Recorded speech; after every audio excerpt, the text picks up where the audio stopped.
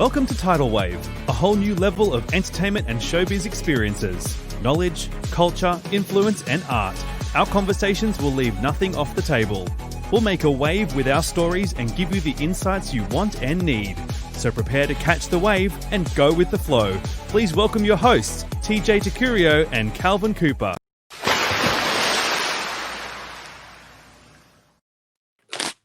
Hi, everybody. Hi. I'm TJ. And I'm Calvin. And welcome back to TidalWave. On this episode, The Splash, I just want to remind everybody this is a segment that we have that highlights creatives that have transitioned into starting their own businesses or creative endeavors. Yes, and speaking of creatives, this next guest, I'm so excited to introduce because this person is not only just this great spirit, this great not just masculine nor feminine, but everything that you need to be, want to be around, a light in a place of darkness, a healer in a world of hurt.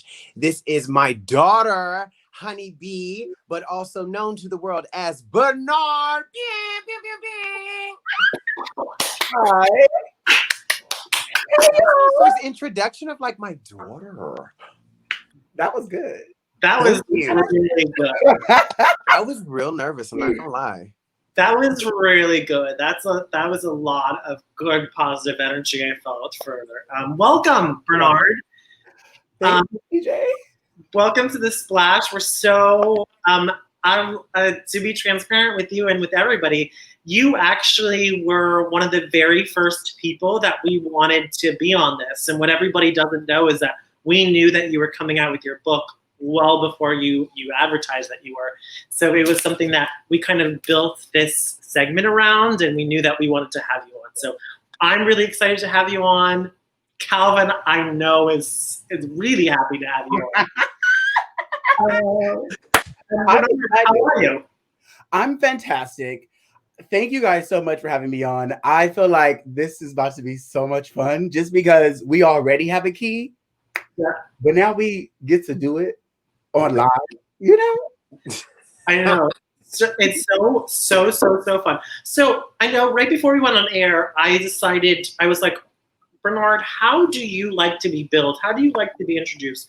And tell everybody what you said. And I think that this is important, what you said, and I'll tell you why. What did you say? I said that one, I never really thought about how I wanted to be introduced. But then I was like, nonetheless, I would like to be introduced as Bernard because my mother gave me that name. But everything else about me, you will figure out as you get to know me. And I love that because you decided you didn't want anybody to preface how they were going to originally see you as a person.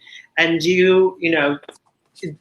we're presenting Bernard, and we'll find out much more about who this person is throughout the whole entire time with us. Yeah.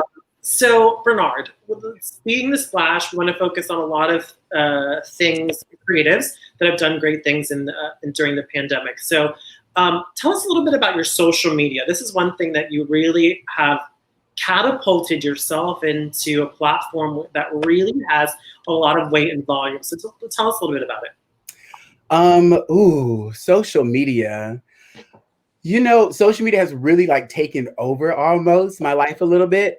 But once I realized that it was almost running me, I realized, okay, hold on. I need to be running it. Just because I should have autonomy over my life and not necessarily a black screen. So I decided to set up even perimeters for myself. How long am I going to spend responding to messages or comments? How long am I going to spend time actually looking at my friends' content and not just taking a look at what's happening with my work? So that way I can kind of know what's happening with my friends, what they're creating, who they're working with, and things of that sort, what kind of exciting things are going on with them. But social media has really become a major thing for me just because I'm on TikTok, I'm on Instagram, I'm on Twitter, I'm on Facebook, and my business kind of stretches between all of those different spaces. But I will say I have a much better handle on it now than I did before. And it's been a journey. It's been a journey. And it's been a really fun journey to watch, especially since this pandemic. I don't know about you, Calvin, but I subscribed to your TikTok right in the beginning of this pandemic. I remember your very first couple, you're like, I have no idea what this is. Somebody help me with TikTok. And Yeah. harping back to like the very beginning, I remember one of my favorite TikToks of yours was when you ordered this cast iron skillet from Amazon that was the size of your entire body. And I don't know what voice filter was on it, but the voice filter paired with the dialogue, paired with this big giant cast iron skillet, I lost it. I remember I watched it so many times, like could not stop laughing. That video was so impromptu. Like I legit had just got the package in and I was so ecstatic because I really wanted to use this cast iron skillet. And next thing I know, when I pull it out of the box, I'm like, girl, what is this? First of all, sis, my stove ain't even big enough. You gotta turn on all the burners. All the burners. It really does take 2 burners, though. I'm not even gonna lie. But I did throw down on some mac and cheese, though. She came out real cute. She came out real cute. But that video, I think that was actually my first time going viral. And I was like, wait, what is this? What's happening? Why is my phone hot? What is going on? Why does it keep blowing up? And then I put it on Twitter. And then it also like did its own thing. And I was like, I remember the text message. Like you was like, Calvin. Because so here's one of my favorite things, TJ, that you didn't know. Me and Bernard were sitting together and we're like, okay, so let's do this like TikTok thing. Okay, what are we gonna do? We're gonna do our own thing, like no matter what. And that's the thing. Remember that conversation? I was like, well, what kind of viral do you want to be? Do you remember that question? I love. I was like, what kind of just mother from the top? What kind of viral do you want to be? Because like one of my favorite things about it is where you did find it. Remember when we were talking about algorithms, and I was like, whose algorithm and what algorithm are you trying to follow? You know what I mean? And so, and in it, I love that you blew up once you literally was like, oh, I'm me. This is what it is. And then all of a sudden it was like, pew, pew, pew. And you text me, you was like, Calvin, oh my God. And I was like, oh my God. Like, I was like, I was freaking out. But literally those conversations we had were everything because it helped me. That's what I used to remind myself when I felt like my social media was running me at one point. Because I was like, ooh, wait a minute. I'm putting out things just because I'm like, oh, wait, I don't want them to forget or I got to do this. And I'm like, wait a minute, they're my boss. No. Mother already talked about this, girl. I am my boss. Wait, no. Let me fix this. So that's what helped me like continue to make sure that I grabbed a hold of everything. But when we had that conversation of algorithms, who's running it, things of that sort, well, how about you just not chase an algorithm and you just do what you do and then you do what you do. And I did what I did, and now it is. Yeah, and the holes that are missing in the main algorithms is they purposely take out the other possibilities of markets coming in. So when you do your own algorithm, you get found truly by the following. And it's like that's the remember. Let me have a little mother moment. Remember when I was telling you about 2 fish, 5 loaves of bread? Yes, we had this conversation about viral. And I equated it to the white Abrahamic Christian Anglo-Saxon waspy white Karen Jesus Bible. And I said there was a story in the Bible that's 2 fish, 5 loaves of bread. And I told him how like, so Jesus, was walking and the followers grew up. There was like thousands and thousands of people. And they were like, Jesus, what are we going to feed the people? We only have 2 fish, 5 loaves of bread. And Jesus said, bring the baskets to me. When they kept pulling, they kept feeding. But when they left, only like 500 followed Jesus. So what I told him was I said, now, when you look at your page on Instagram or whatever your social media platform, I said, you're going to see your followers. Your followers are those thousands of people that follow Jesus. Your content is your 2 fishes and 5 loaves of bread. And I was telling him that because I said, it doesn't matter how much content you give if what you give is pure. It will really feed. And I said, and then the views don't matter because that's the people that you'll see that will be all about it and all about it. But then you look at your followers and understand why you only have 2,000 and understand those are like the 500 that left. So if you're really always serving those that you do have, it's not about who you don't have. You feel me? Come on now. Come on. And that's the thing. And you found your algorithm and you found your space. And that's the beauty of who you are, is because you're also the living word. You're creating your space and telling the children how to. Yeah. You mentioned something that I want to touch on. You said, what kind of viral do you want to be? Do you both think that you can control what kind of viral you want to be? Hell yeah. I don't know. Because the internet is the internet in general, I see it as this, it's almost a space with no rules. So you can create and do what you may, but the reason why I say you possibly, I don't know, is because what about that person who is sitting on the train, knocked out asleep because they had a real long day and they just mouth wide open and they become viral and didn't even ask to be that, but they became it and they didn't even, necessarily control their type of viral. It just happened. And like, I remember when I started going viral, it was over things that like I didn't necessarily expect me to go viral over, which was like literally me just being me. But I thought that it would more so be like, oh, it's because of like, maybe because I'm doing like poetry or maybe because I'm dancing. But it was just like, no, it's literally me just spewing the shit that I say in the way that I say it. Your original cadence, and that's what makes it entertaining.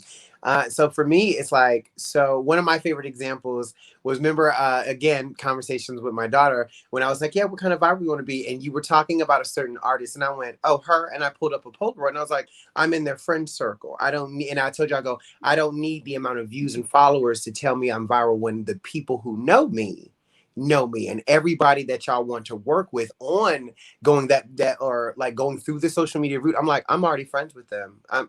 I am viral. I am viral backstage. This, and that's why I was like, so what kind of viral do you want to be? You know what I mean? So it's worked. It's beautiful how it's happening. Cause yeah, that's why I truly believe you can choose. It's whatever you literally subscribe to. Because if you're the type of person, like I said before, that goes online and you don't have a personality or a strong mentality and you're looking for a sense, you can get lost and then become that type of viral that the collective is saying. Or you can always be part of every group and like check out mentally and take your breaks and be like, I'm over here with this person. You know what I mean? It's like, so that's where it is. So yes. And so we have so many different platforms, and Calvin and I discussed this on our main topic of social media. But on a daily basis, how many platforms do you think you use on a regular? On a regular basis, 4. 4. What 4 do you use on a regular basis? Facebook, Instagram, yeah, Twitter, and TikTok. So those 4 you use. Those are actually quite similar to what Calvin and I use. We both said Instagram. We both said Facebook. From there, it was like a little bit different. Like I use YouTube a lot. I'm a YouTube watcher all the time, so I use YouTube a lot. Ooh. And LinkedIn every now. Like I use that one because of business sorts of things. But which one did you say for both of you? Which one did you say I really want to become viral or hope that you became viral on, but then didn't? To be honest, I didn't even have a mindset of wanting to go viral. I legit just wanted to create. And then like it kind of happened on its own. And then I was like, once it happened, I was like, oh, wait a minute. Okay. And then literally a few weeks later, it happened again. And I was like, what the fuck? And so then at that point, I felt a bit of pressure to continue producing at that point. But then thankfully, mother was like, look, you can keep trying to chase people's algorithms and be stressed out because I could hear it in the back of your throat. Or you could just kind of do your thing. And I was like, you're right. I could just do my thing because I'm tired of being stressed. So then I just kind of just went for it and just did what I was going to do. And literally the whole idea of trying to go viral was tossed out of the window because of the amount of stress it caused. And now I create just out of pure joy and like. an authenticity that happens coming. Yeah. That's why it's authentic burns. With me, it wasn't so much a disappointment, but it was TikTok. I was getting shadow banned like a beast. It was shortly right after, it was like literally Bernard texted me, he went viral. And then like days later I did, coming. yeah. I had my ding-a-ling flopping all over the damn place. And I went viral because, and people don't, and here's another one, like I told you, like the juxtapositions of my post. I was celebrating because at that time I was in quarantine with my friend who had COVID-19 symptoms before it was called COVID-19. And they were telling 30-year-olds we're going to be fine. And it was his birth. Like there was so much that was happening.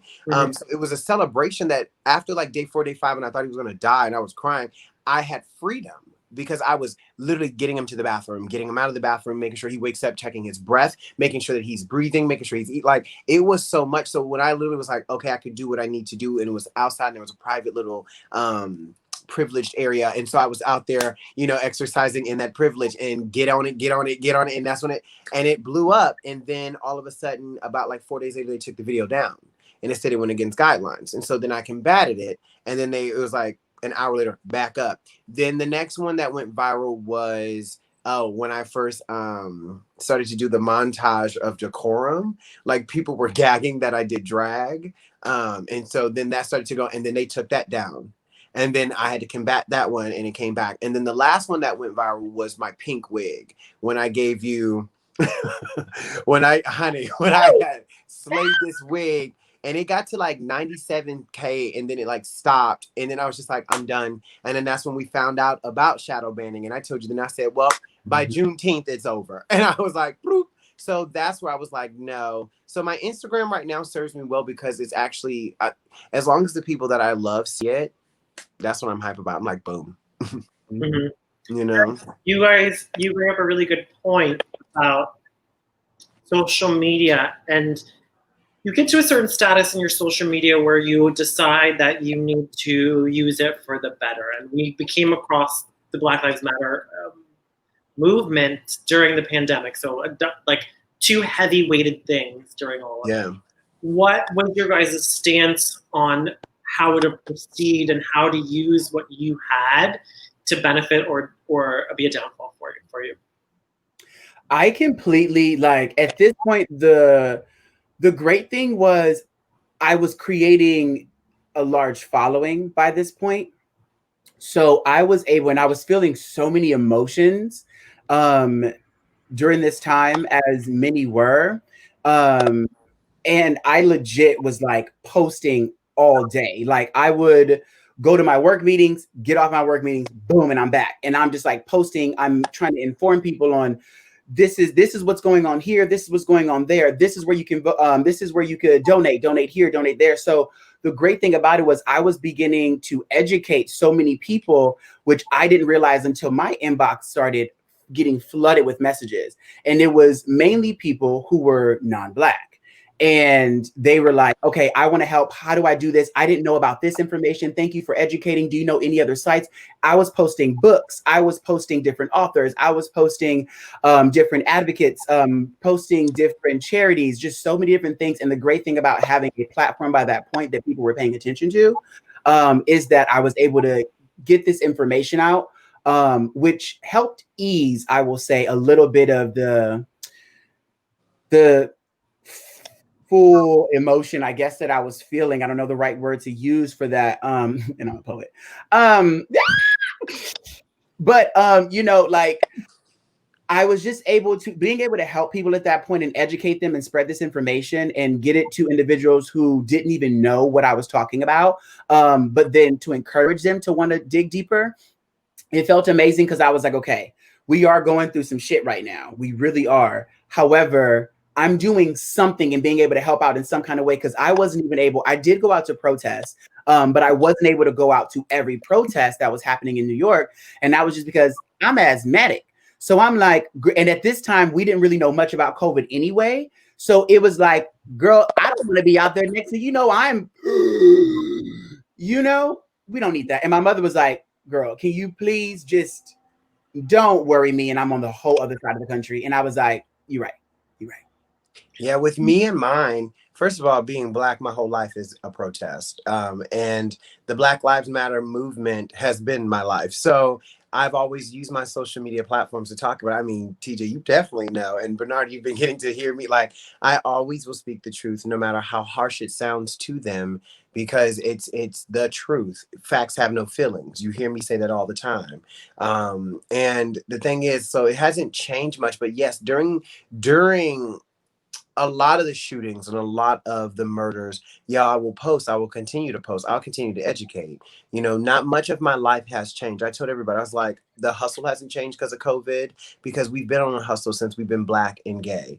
You know, the Black Lives Matter movement since I've been Black. You know, it's like I've just been now educating people. Like, first of all, people don't realize in their privilege that they take away my Blackness like that. I have to remind them that I'm from Newport News, and in Newport News, I was from Aqueduct Projects. And so I've dealt with the police at a very early age. Them saying, "Ooh, almost said the N-word." That almost slipped so fast. Them same Black cops that are in the DARE program aren't the same Black cops we see on the street. They be no Black cops, and it's just white people coming at us. I mean, like the first time, you know, when you're being put in handcuffs at 7 and you know you're not supposed to be, but no one's going to stop them. It's like I've been having to tell them these stories now, and they're just like, and one of my favorite things that I've always done was anytime that there's a cast chat, because I always tell them, y'all know who y'all hired, chat. But they'd be like, can you do this backstage talk? Sure. And then that question always comes up. Tell us your history, but then how you got this job. Well, you know, I started dancing at 16 years old, and I'm from Newport News, Virginia, and I got this job at a color call.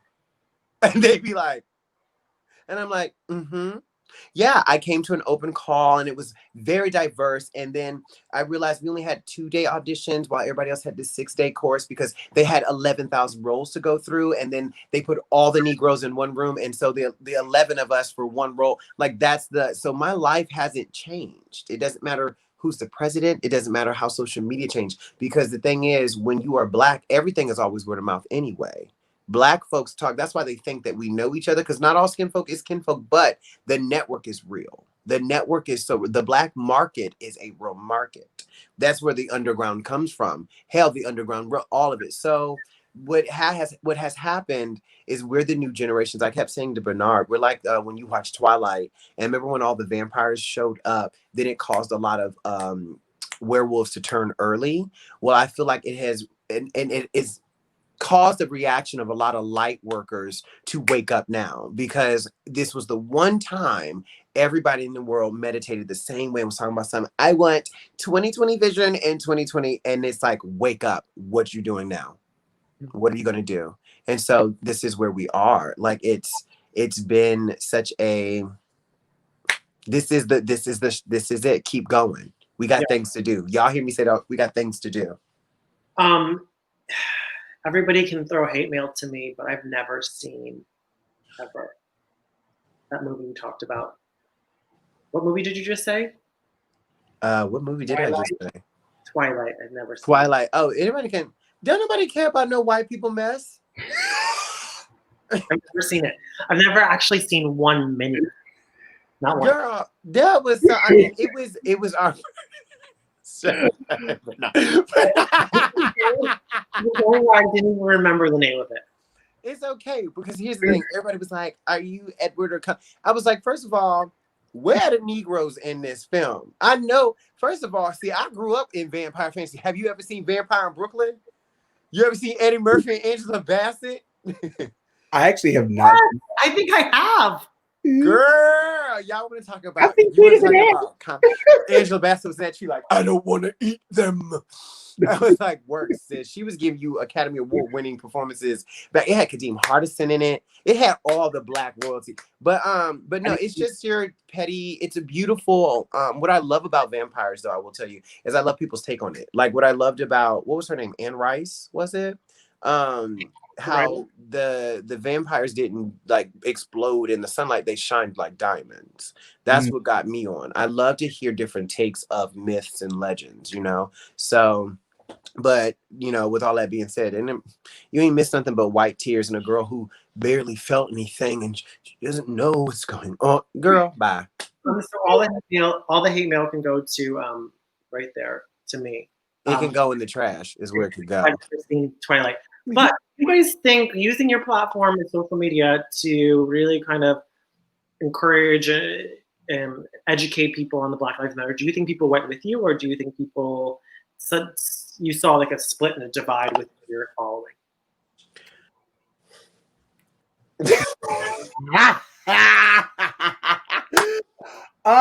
Ooh, you know what? For the most part, I want to say I saw people like go with me, but I kind of was, I'm gonna be real here, and I want to give a shout out to my girl Martha Nichols, because she posed a really great point, and I had to message her, and I was like, "Girl, thank you for saying this because you really gathered me." So the times where people weren't necessarily with me, I will say, was because I was doing checks. I was on people's pages like, "Ooh, you're not saying nothing, block. You not saying nothing, block. You not block, block, block." I was just going through it, but it was, and then it dawned on me later on after I had listened to Martha speak, and I was like, "Ooh, girl, you were actually disappointed in yourself because you allowed them to do things and to say things and to go along with things, and you accepted things that you knew you shouldn't have necessarily, but it wasn't really like conscious to you yet. So you were more so upset at the fact that like you weren't where you wanted to be, and you had accepted things, and now you're trying to pressure them to be where you are now, and it's like, but you was accepting that 10 minutes ago, you know? So I was like, damn. And I had to eat that. I really did. I had to sit with my feelings. And I'm a girl who's all about the shadow work. So I was just like, all right, let's write, girl. Get a pen. So that was the times when like people weren't necessarily with me and I was blocking people. If you want to ask me to unblock them, I unblocked like 2 out of like the 100 and something. But yeah, for the most part, though, people were with me. They were like, okay, girl, how do I fight with you? Like, what do I do? But I was also very vocal about do not message me to ask me how I'm doing, because to do that would be very disrespectful and a lack of thought in that message, where I feel like you're just trying to check off a box just to make sure that you did your part for the day. And that will get you cursed out. So I was like, please don't ask me anything foolish of how are you? Because you already know how you could feel it, you know? Yeah. Of course. For me, what was the question? People go with you when you used your social media platform to educate and enhance people's lives on Black Lives Matter. Did people go with you, or did you see a divide? Oh, yeah, there's definitely a divide. There was a real divide, which was perfect because we needed people to speak up. We needed you to say, because it's like I had to end friendships that I've known since I was a fetus. I had to end relationships with even friends, family members too, like the way that they've had to disown them. It's like, not Aunt P. And they're like, and you're just like, and I'm like, yeah, I had them. Like, you know, there was like, my favorite was like how often I had to check people going, I am Breonna Taylor. I am George Floyd. Why haven't you seen that? Why don't you understand that? And it's like, but why have I allowed this for so long? But then also I'll go, no. I know me. I know my mouth. And so I've told them. So that's why it's like, so there was going to be a divide because now they had no choice. Now you literally have no choice. And I love to say that. I go, when you give them no other option, they have no choice. And that's what it was. I was like, either you with me wholly or not. Because remember, I put you saw me put a couple people on blast. I didn't put any names, but you saw me put people on blast because that was the caucasity that we deal with on a daily basis, that I was like, the time is up. The time is up. And now we're about to have Joseph Smith's prophecy come. The dark-skinned people about to take their land back. Get ready. Like, you know what's interesting too is like at no point when I follow both of you regularly, at no point did you guys reference anybody, but at a certain point, those people knew exactly who they were. Like they did not. There was no gray area with these people. Those people knew that dialogue was directed specifically to them, and in return, the response back was because they knew it was them. Oh yeah, I mean, my favorite was, remember one of my stories. I said, if you find yourself playing a part in one of my stories and you don't like your part, fix it, is what I said. Because that's the truth. It's like, don't come here. It's like I told you, I work for somebody and they're at the top tier and had the nerve to ask me, how can they do better? And I said, first of all, you don't come to the bottom rank and go, what can I do better? You're at the top. You're the one seeing from the top. So if you don't say something, no. And it was just like, there's no excuses, because also we know the games you're playing. I call them silent beneficiaries. So that's what I was going to make them do, is speak. And they did come, they came into my DMs, and one of them I read eloquently. I told them, because I was like, I need you to speak though, so you can understand where you are, period. I need you to understand where you are. That's why it's like these KKK people, they should be upset. I don't understand why they're so upset about masks. Y'all been hiding behind these masks for so long. You've been hiding behind duck hunting masks, 3 different faces, all different institutions, and they ask you to be safe. And so I'm like, go ahead, die. Go ahead, kill yourself, whatever. At the end of the day, it's like, y'all need to say what's on your mind, because there's too much. There's so many of us have white family members or friends that are so close to us and will vote for Trump and talking about something, they're going to protect me. Yeah, that I said every German that also voted for Hitler, and it was like, wait, hide in my house. You knew what the fuck was that? Like, you know what I mean? It's like, no. So there was a real, like Moses, honey. Like Moses. Honey. No, really. And, and that's kind of like that we discussed on the episode a couple days ago, is, how social media kind of divides everything. But there are some really great benefits of social media. And I think we've all accessed those. We've just, we've worked on our businesses through that. And both of you have been like really inspirational to me on social media. And you both have been part of my podcast. And I posed this question to Calvin, and the last one is, I said, when's the last time that you were inspired by somebody on social media? Because we become so negative and judgy of other people's successes. And I think is a fine reason why we asked you to be on, because I think inspiring the entire way through has been you. And we've kind of found this special light in what you do and things that you've done. And you've decided to create this amazing book. But hold on. Who is this we you talking about that gets negative? What do you mean? Who is this we? I hope we is paying for it. I know you just saw them videos too, so you were dead with them chips. But anyway, back to the book. Back to this book. This is it. Oh, wait. Yes! You got it. Yeah, we got it. Yeah, so you decided you were gonna do this. You were gonna do the thing. Yeah. Tell us about it. Well, first, if anybody wants to get this Bernard's new book, Soaring Bird, they can get it right there. Yes. And tell us about it. Tell us about why and how it came to fruition. So I am a poet. I love writing poetry. Shout out to my girl Maria Burgos and my friend Roy Cole for like inspiring me to just write. They both were like on my neck and was like, they would say it at different times. And I don't know if they ever like communicated with each other and was like, yo, we're gonna get this bitch right. But they would always be like, girl, you should probably write. You should probably write. And maybe it was because I was also in my feelings. But I ended up at one point I was okay, forget it. I'm just gonna start writing. So I started writing, and I kept writing a collection of poems, but nothing necessarily was meant to correlate. And then the pandemic happened, and I'm in this house, and like I'm a person who likes to do. I love to create.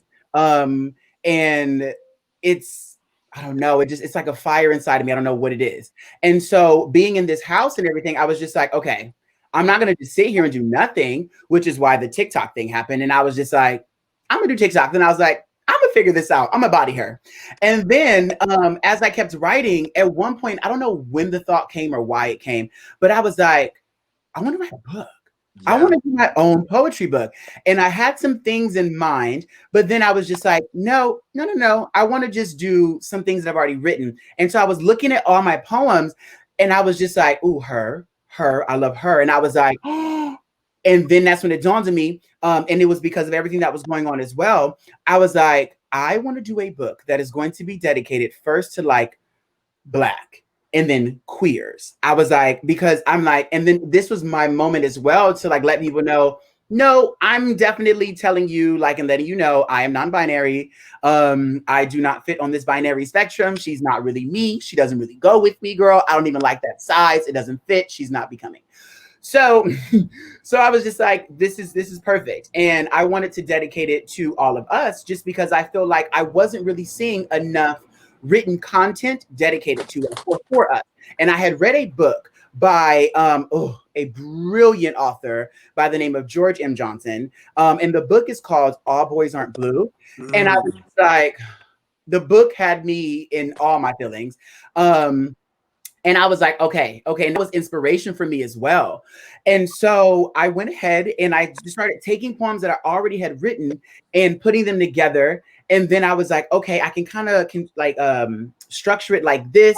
And then boom, I write a lot of poetry in my sleep.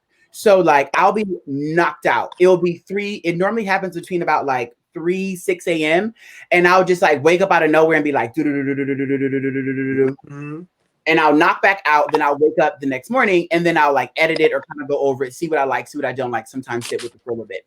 And so I just started putting things together and I was like, wait a minute, girl, you were literally going through a journey. And I was looking at the poetry that I was writing from like when I first started really letting myself just go. And then up until the point where I was almost done with the book and my writing was evolving.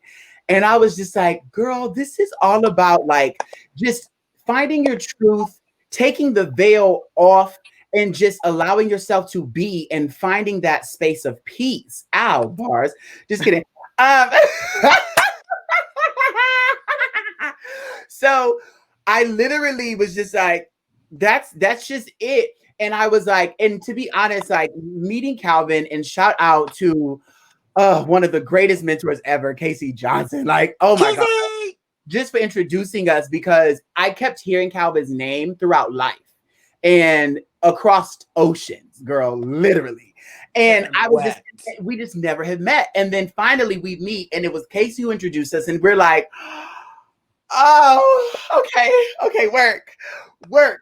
And literally, like, I feel like Calvin is a person who also lights my fire. Come on, fire sign. And I live for it because he takes me, this person who's an earth sign, who loves to be grounded, who loves to move slow and at my own pace and but he gets me excited and makes me move a little bit. And I'm like, oh, girl, I wag on my little tail and I'm like, all right, girl, let's do something. And so he gets me excited about life as well. So I'm like, okay, boom, girl, let's do this. Let's create, let's make things happen. And yeah. That's awesome. Why did you choose? So the title of the book is called Soaring Bird. Why Soaring Bird? So I live in New York. Sorry. Soaring Bird. Look, perfect. Sound effects. Perfect. Let me just let out my wings. So the reason why I chose Soaring Bird is because of 2 reasons. One, another shout out to Terry Best. Oh, I love Terry. Terry's like my heart and soul. And okay, so when I was on scholarship at Edge, I'm a dancer, y'all too, by the way. There was a day we took class, and this particular class, I learned a lot about myself artistically and creatively.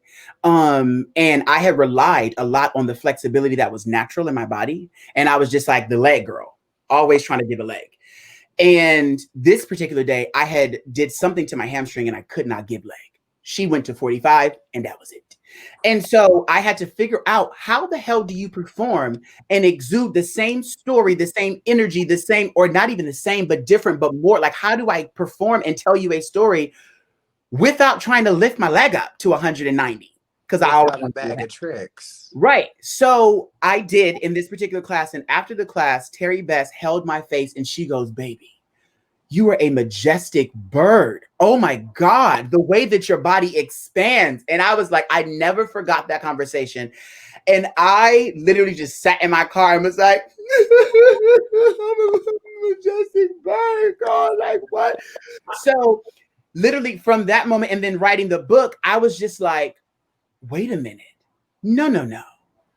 we're no longer going to sit here and walk this earth just as regular beings, because none of us are regular. If you want to see yourself as that, then by all means do what you want to do, boo. But I see us all as these beings who can spread our wings and fly however high we decide we want to go. You know, the sky is the limit, right? So then why are we so focused on being so grounded and so on the floor all the time? Girl, no, spread the wings and go. So I was just like, okay, no, we're flying, we're going, we're spreading our wings. And soaring bird just became it. It just literally fell out of my mouth. A lot of things, I'm gonna be honest with you, I want to say that there was just like this really brilliant thing that happened mentally, but girl, it just falls out. And I don't know why. And I guess I'm just really blessed and lucky. And I'm very thankful. And I thank my ancestors and everybody every day. But like, girl, stuff just be falling out of my mouth. And I just write it down and I'm like, okay, I like it. Boom. That's it. I think that's kind of how creativity starts, you know, just without question, without judgment, just letting it happen. It happens to work. I mean, this is the similar story with the both of y'all talking to me. Remember when you first were talking about E's podcast, TJ? I was like, go, what you waiting on? Sounds ready to me. I'm ready. When's the first episode? And now here we are. Look at it's like, because that's what it is. You need to soar. You need to, it's so, I always say, stop being vague with yourself and then wondering why your answers are coming back vague. You know what I mean? Because that's what it is. It is a certain fire and a certain grounding. That's what it is. You know, you have to sit in you, but be ready to do you. Answer to you. Because that's when you said, yeah, it's like, oh, I'm not being a boss. It's like, because I told him, I said, you got all these great ideas. This is yours. So it is up to you to decide when we see it. You are the supply. So now give me the demand. You know what I mean? Like it's, come on, you know what I mean? You know what I mean? It's like, it's, girl, this drugs is good, girl. This weed is popping, girl. Just a little side tangent. Terry Bass's story is really nice. I had somebody came in, I was dancing and he stopped the music and he says, you're voluminous. And I said, I'm not sure I'd use voluminous as the word. And I was like, do you mean I'm fat or do you? No, that's because you heard voluptuous. No. Out of his mouth, he said, you are voluminous. And in my head, I was like, fat or too big or... And I was like this. I told him, I said, maybe voluminous isn't the right word. And he rewound that quickly. But in your book, I know it's like deciding between kids. So this is how I read this book. Calvin read it to me. I performed, baby. He'd be cooking and something like, are you ready for the next selections? And I'd always make sure, because, you know, my favorite thing was having the honor to, you know about this project before it happened, and then hearing like how you wanted it to be and what would naturally happen and things like that. Like, so it was really nice. And sometimes just reading poetry and having it read to you also is such a lovely experience. And so I was like, well, why not? And it just felt right, you know, to speak after having, you remember, like after one of our mini conversations, I wrote a poem and called it My Pot of Honey. Like, you know, like, so it was just nice to pass it along, to give it some voice and some light. Honestly, I'm glad you had Calvin to read it to you, just because me and Calvin, we're on FaceTime every day. Yeah. So like we stay writing bars with one another, writing poems, things of that sort. We'll do writing assignments. So like it gets lit, but like we get to read these things. So we're like, girl, pull out your pad, pull out your book. And we always have our book. And so we pull the book out, boom. And then we're reading stuff to each other. So he actually is very familiar with like what I sound like, how my cadence thing. Come on, vocabulary. Yeah. So yeah. No, he actually offered it to me. We decided we were going to start on Friday, and we actually started yesterday. And he read half of it to me yesterday, and then he read the other half today while I was making dinner, because I killed two birds with one stone. What I noticed, I had looked at it when it got delivered, and I mean, handwritten messages to everybody, which I think is crazy important to engage with people, bookmarks and specific thank you notes and like an added detail of this like gemmed pendant or this crystal pendant that I like out of the blue had no idea was coming in with all of it. So it was this like abundance of a package when it came in. And then when you open it up, it's beaming with like color and just like smile and just, it's so much. And then as you flip through it, it's almost like a personalized Instagram story or page for the reader, because of course there's a whole bunch of poetry in there, but there's all these small little snapshots of time of you in different poses and feelings and emotions. But throughout the book, what Calvin pointed out to me was that the two poems that are right next to each other, really the whole name of both of them are connected, which I thought was genius when I'm looking at creative things. That is uber creative to me, and how they kind of mirrored or had some similarity to each other, but the whole title in general over both two pages was meant to be one statement or one dialogue. In this, your first book, if you had to choose one poem, which one would you choose?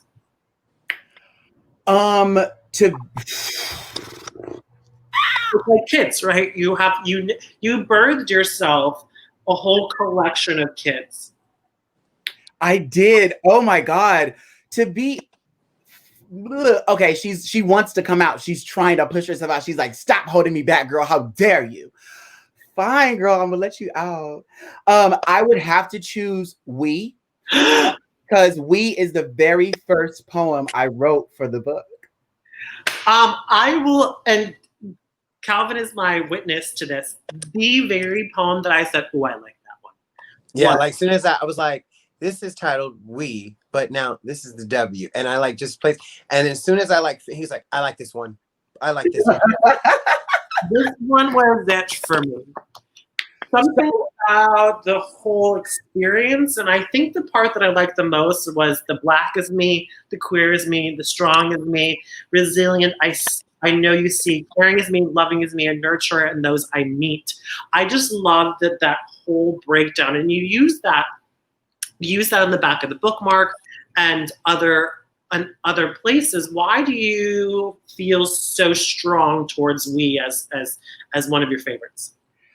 You know, I wrote We for my friend Maria Burgos. She does an open mic here in New York, and she does them every month. And of course, now because of the pandemic, she now does them on her Instagram as a live. And I was on the train, and my friend Roy has really helped me out with learning more about what it means to be Black, learning more about Black history, learning more just even about like myself. And he's helped me with a lot of healing. And so when this was also during that time when I was learning so much and reading so much, reading so many new authors, James Baldwin, and not new authors, but like new to me, things that was not like, baby girl, I need you to read this, you know? And so I was like, wow. So at this point I was like so full of gratitude, and I started seeing Black people, all of us, in such a different light. There would be moments where I would find myself just staring at other Black people on the train. And I know they probably thought I was crazy, but thankfully, got my glasses on. And so I was just looking at the way like our skin would glow, at the way our lips would just sit so effortlessly on our faces, the way our Are y'all getting feedback? Yes. You said yes. Yes.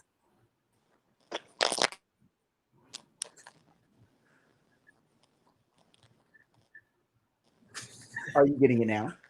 Are you getting it? Can you hear us? Oh, the second me wants to say that it's you. What? It's you, girl. It's you. It's you, mama. It's you. Oh. Pop off. Leave, come back. How do I get out of this thing?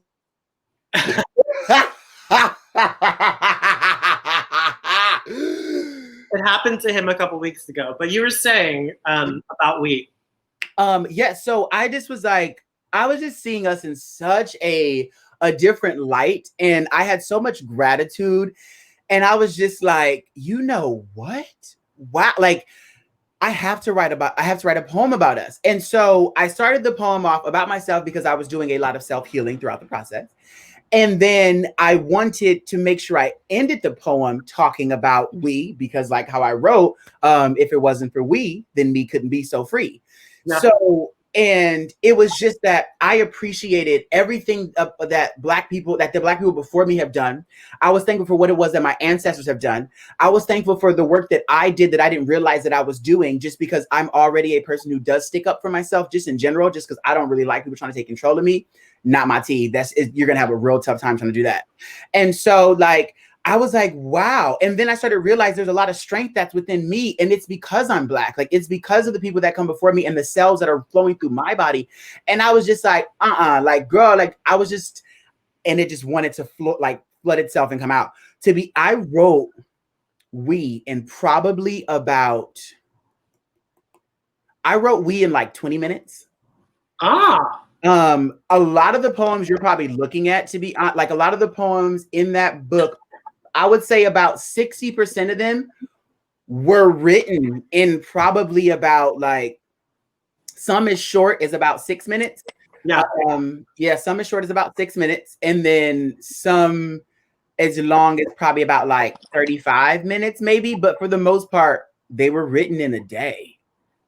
Yeah, no, I mean, it's great. I asked Calvin in the conversation, a couple at the beginning are pretty heavy about other people and about shared experiences that you had of other people. And I just said, who is this about? And Calvin was like, I can't tell you. Thank you, girl. Well, first of all, you know, honey, I hold water. Yeah. I tell y'all all the time, I look this good because I drink water and mind my business. That means I also don't tell other people's business. Yeah, but I mean, if I knew, would that make it any better for me? No, I enjoyed what it was for what it was, not because I needed to know who this person was. That wasn't going to give me any more validation or any more insight on the whole situation. It's probably adversely be different than that, and I would think differently about it. But you were very candid about being with other people in bed and emotionally attached to people and being Black and being struggling, the whole 9 yards. You're very open with all of these poems, and I just want to say congratulations. It was Thank you. Great, fantastic, and I'm so glad I had my own audiobook to read it to me. I could not have chosen a better audiobook. So if you are ever considering taking this an audiobook, I mean, of course, you would be a perfect person. But if you needed a stand-in, you probably could hire Calvin to do it. And I literally would read it and be like, ooh, on my Felicia Rashad. I just said something to you, I think like yesterday or the day before on FaceTime, and you were like, come on, Felicia Rashad. I was like, yeah. By the way, I met her once at work, and she was like getting ready to walk through the back door to go up the elevator. And I was like, fuck, I gotta just do it. And I was like, hi. And she like slowly turns around like, and I was like, oh my God. And so I was just like, I just really want to say thank you. I don't want to take up too much of your time because I just don't. But thank you. And like, she shook my hand and she goes, baby, thank you. I couldn't remember the rest of the word except for that. And the fact that she was speaking to me and she touched my hand. And I don't really get starstruck, to be honest with you. I grew up in LA. Like, yeah, it's just not really a thing that we're all people. That's it. You know, it's not really that big of a deal. But this is Felicia Rashad, you know? This is, oh my God. So I was just like, I'm in the presence of just like greatness, you know? And I felt diminished. It was just like, why? I just felt I had so much respect for her. And I still do have so much respect for her. Speaking of, she's now on Twitter. Ow, come through. Oh, she's on Twitter? Because, you know, her sister had to convince her and stuff like that. But anyway, yeah. Yeah, the one question I had for you, I know you I reached out to you because I'm considering a series of books as well. I want to know, oh yeah, like how you published it. The one question I had, I don't know if anybody caught on to this. The price of the book was $22.22. I immediately, and you actually have some more merchandise on your site, and everything cost $22.22. Yes. What's the symbolism between either the number 22 or just the number 2 in general for you? So the reason why I chose 2222 is because two is a feminine number. Mm. And I am 75% yin. There is a lot of feminine energy flowing all up and through these bones, honey. All up and through this meat slab. So basically the number 2. So when you think of the number 1, it is masculine, it is alpha, it is that first number. They are leaders, right? They can bear a lot of weight. Nonetheless, no matter how, like, you can put a certain amount of weight on it and that number will break. However, the number 2, being the one that's right behind that feminine number, carries that weight that can no longer be carried by the 1. And the thing is with the number 2 is if you look at its shape, it has that hook there, so it can bear all the weight that it needs to. And it has a base. So it has grounding, it is stabilized, but it will take all that weight, take all that weight, take all that weight. And when the weight has finally been lifted, it will snap back right to back where it was because it has elasticity. So I chose the number 2222 because of its divine femininity. And then also because I felt like I've had so much weight put on my back that I allowed and things that I didn't allow. And once I decided to finally free myself from that, I was able to stand up straight. Yes, I do still have a slight scoliosis, but it's okay. And still I am able to walk this world smiling, spreading my wings, still trying to encourage others. Still trying to encourage others, to be themselves, to love themselves, because I'm just like, we all have space to win, period. Yeah. I know they try to make it seem like we don't, girl. They're like, the world is overcrowded. First of all, you didn't even create the world. So who gave you the right to say that it's overcrowded? And if it was overcrowded, then we all be being pushed in the ocean or something like that, right? But that's not even happening. So it's really not overcrowded. Stop it. You're lying. So I'm just like, no, we all have space to win. We can all snap back from what it is we went through. And I don't want to play this comparing game. I don't want to play this comparison game of who's had it worse, because that's not necessary. But it's just about, like, we've all had it bad at some point, I'm sure, for us individually. So if I'm a person who can, like, snap back from my pain, all right, cool. I'm gonna try to help you with yours if I can. And if I can't, then maybe I know somebody else who will. But we're gonna snap back, and I want to help us snap back. Yeah. So, yeah. Another question for you. Are we going to get a Myself and Sis book? Yes, you are. I will tell you guys this. There's 4 books that I want to put out. 1 has already been done. There's 3 more. I already have names for them. 1 you already know, just because you just mentioned it. The other 2, I'm not going to tell you. But the Myself Said Sis. So the thing that I want to do with actually all of my books, I want them to be coffee table books. There's another plan that I have for my future as well, for my career. I've already planned out my career. Like, I know what I want to do now since quarantine. And like, I know quarantine has been a lot for different people in different ways. And this has been a blessing for me in a certain way, that I have been able to find out so much about myself. And grow and find out what I want to do, who I am, what I want to be, how am I going to be able to do those things. And so all my books are going to be coffee table books. That's the goal that I want for them. That's the vibe I want for them, because I want you to be like, oh, girl, my friend's over, she's talking all this stuff. And you're like, ooh, girl, I can't really give you this advice again, because you really don't listen to me. You know what? Boom, turn to page 6. Thank you. And then you're good, but I want it to be that, but there is going to be a Myself Said Sis book. I'm really excited about that book. I have a lot of really cool ideas. And it is still going to stick with the theme of encompassing a lot of Black and brown. So I'm really excited about Myself Said Sis. And I hope people just continue to just rock. And if they don't, I'm still gonna do it anyway. Because it could just be one person reading it, and that's my mother and my mother. So whatever. Shout out to my mother, by the way. What's up, Pam? I love you, mommy. That's my best friend. My mother's my best friend. Like, we key about everything, bro. And she reads for film. Miss Pam, honey. Hi, Pam. Your son has done so many great things in such a short amount of time. I mean, we were just discussing right before we went on that it's October, and we went into quarantine in March. So in that short amount of time, you found yourself a career. You mapped out your career. You already have one book out and have 3 more in the pipeline. You've created an entire brand on social media successfully by yourself with very little help from the outside. And you really have decided that this is you and you've authentically become who you are. And it's been a great journey to watch and see. And I'm so proud of you for this book.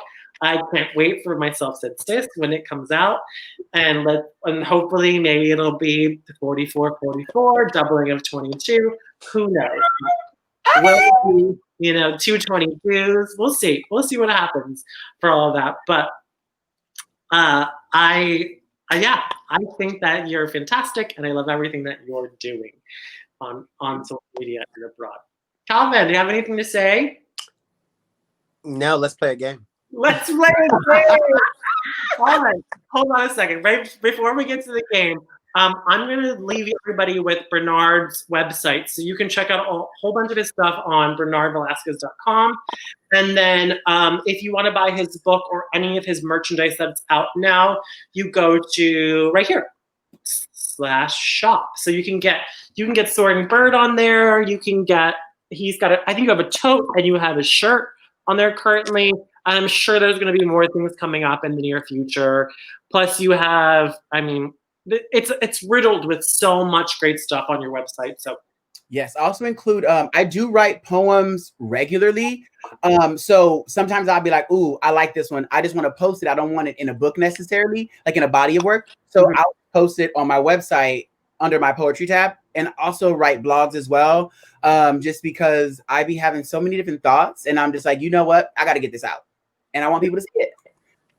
Mm-hmm. And what a great way! Like, websites are a great way to connect to people differently than social media. Everybody can have that experience.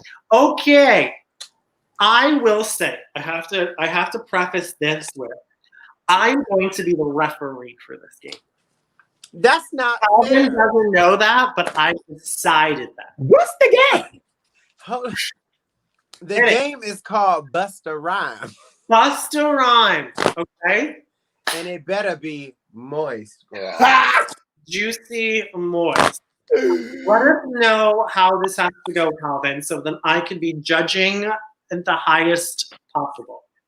Okay, so what's going to happen is you'll have 10 seconds every time that one person has to at least start. Because you know what I mean? You got to at least start. So what we're going to do is we'll just pick a topic. And it's just your simple, what we always do? Like, I'm like, give me 2 bars. Just give me 2 bars. And so what everybody doesn't know is that, like, yes, so we have like a badge of honor. I call us the Ink Assassins. And when Bernard and I first really started to vibe, I was like, yo, let's live up to it, not be the name, but just live up. And then I'll be like, what you got? Give me something. And then he'll say something. So then I'm like, all right. So then I'm going, and I'd be calling us the Cardi B and the Meg Thee Stallion. And I want to give us a sample. This is about to be gutter, but y'all okay, because nothing's off the table. Do you remember your freestyle of when you started, when I was like, you're like Meg Thee Stallion, and you started with, do you remember the Gobble Me, Swallow Me? Oh, shit, I don't, girl. It was so impromptu. It was so, I think I have it on my phone, but I'm on it. So wait, it should be in your text message. But let me tell you, I'm going to do mine, because mine was filthy.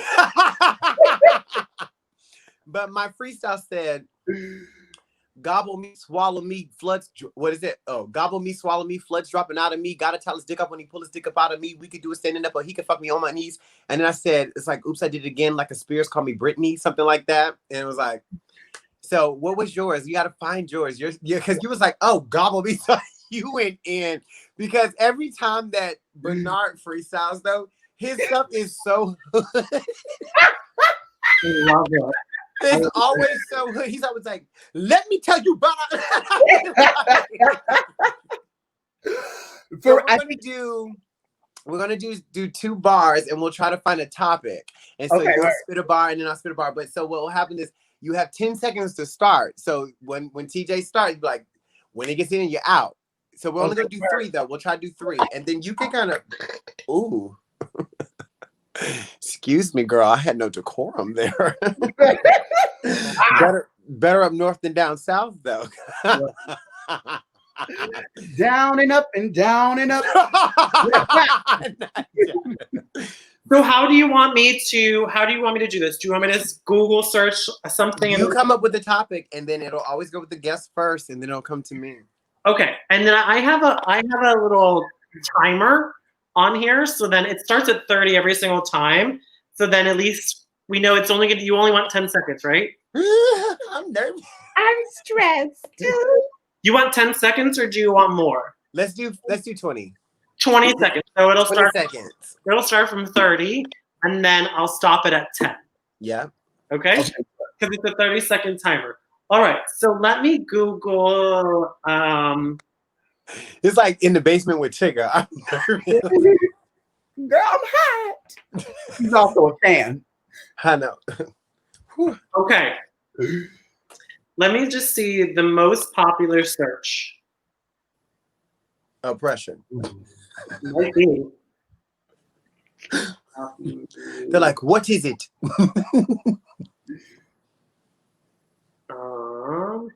Top searches of 2020. Hurry up, girl. I'm nervous. I gotta pee. Okay. I'm gonna go past weather. We can do weather. Okay. We can do Walmart, Craigslist, Netflix, Translate. Let's do Craigslist. Let's do Craigslist. Craigslist. Yeah. Okay. Craigslist. So this first round is Craigslist. Okay. I'll give you guys. I'm gonna do the 20 seconds, and who's gonna be first? It's always the guest first. The guest is going. Or do you want me to go first? I'll go first. It's fine. It's fine. It's fine. All right. So I'm gonna get this started. And you just gotta start. You don't even gotta fit. You just gotta start though. You just gotta go somewhere. Okay, work. Any rhythm that you want. So I'm gonna play this. I'm gonna play this 30-second countdown at 10 seconds. I'm gonna stop it, and it's gonna go straight to Bernard. This is round 1, and it's about Craigslist.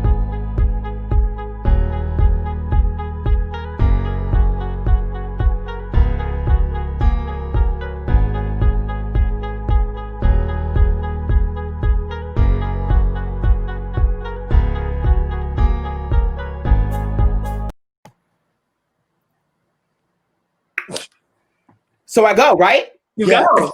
Oh, work. Okay.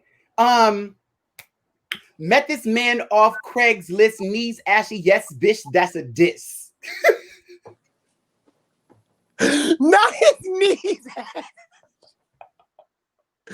Oh, yes. Oh, do I go now? Yes. Okay.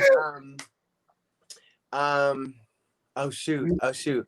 Whether it's W for W or M for M, I'm trying to get me somebody's trying to get up under them. Whether it's misconnection or selling a mattress, I don't even know because I'm not a great actress.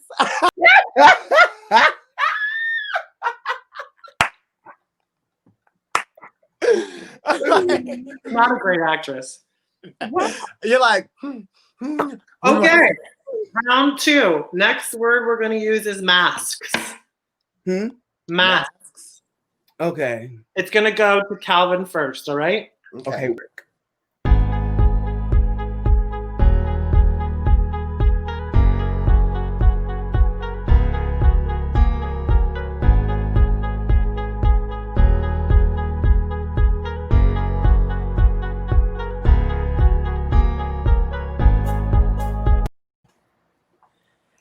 Whether you want my flexibility, You want my flexibility or my creativity. When I spread my legs, you trying to get all up inside of me. Don't you worry. You always got the pass. You know I'm down for the brothers DL, a mask for masks. I never specified what mask, right? Good for you. Right. Okay. They now got us wearing masks and shit. It's a pandemic. I don't think I really like this flick. Shit crazy. I don't even know what else to say. Sometimes I wonder, is we gonna be okay? Ooh.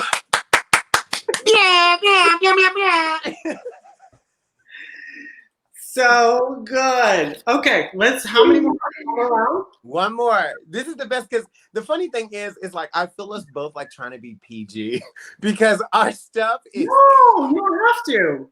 I know we don't have to, but know, it's but like naturally, like I'm like, I gotta be family friendly. Yeah, I mean Bonnie's watching this. Bonnie will be okay. She's heard a few curse words in her life. Yeah, but okay. Okay. Bonnie. We're gonna use 63. 63 Twitch. Twitch. Okay. It'll go to Bernard first, okay? All right.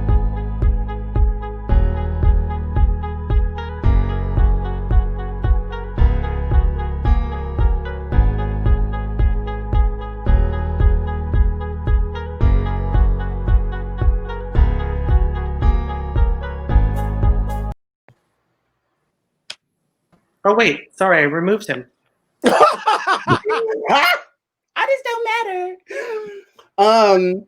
The one in the back with the meat on his thigh. Come on, play with me, acid high. Trippy Trip got me spinning on his shit. With a TikTok, let's do a flick. Put it in me, then make me twitch. Work, bitch. Oh.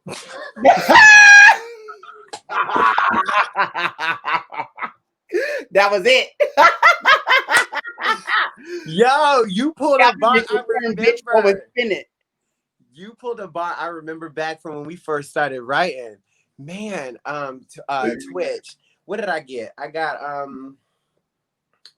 you can call me poodle, fuck me on all fours. I'll be that bitch. I already know I got you switched on the way that my hips twitch. I think at the tie, I think both of you were fantastic.